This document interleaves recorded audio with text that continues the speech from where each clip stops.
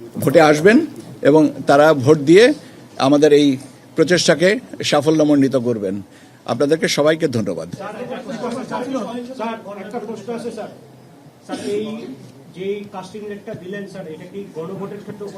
হ্যাঁ, দুটো মিলিয়ে না, আমি আগে ওনার প্রশ্নে একটা উত্তর দিয়ে আপনারটা আগে দিয়ে দিয়েছি। সহিংসতার ঘটনা মানে কি বলা যেতে পারে যে ফ্যাটাল কোনো কিছু না। ভোট দিয়ে যাওয়ার পথে মারামারি হয়েছে। আপনার মেহেরপুরে ভোট দিয়ে যাওয়ার পথে ফেরত যাওয়ার পথে মারামারি হয়েছে, 2 জন আহত হয়েছেন, চিকিৎসা নিয়ে বাসায় চলে গেছেন। আমরা যে খবরটা পেয়েছি, এখন কি বলে হতাহতের কোনো খবর না, এটা হচ্ছে যে তাৎক্ষণিকভাবে ফার্স্ট এইড নেওয়া হয়েছে। ও আচ্ছা, আমি একটা জিনিস বলতে ভুলে গেছি ভাই, সেটা হচ্ছে যে দুর্ভাগ্যজনকভাবে আমাদের একজন সহকারী প্রিজাইডিং অফিসার গত রাতে ভোরবেলা উনি ইন্তেকাল করেছেন।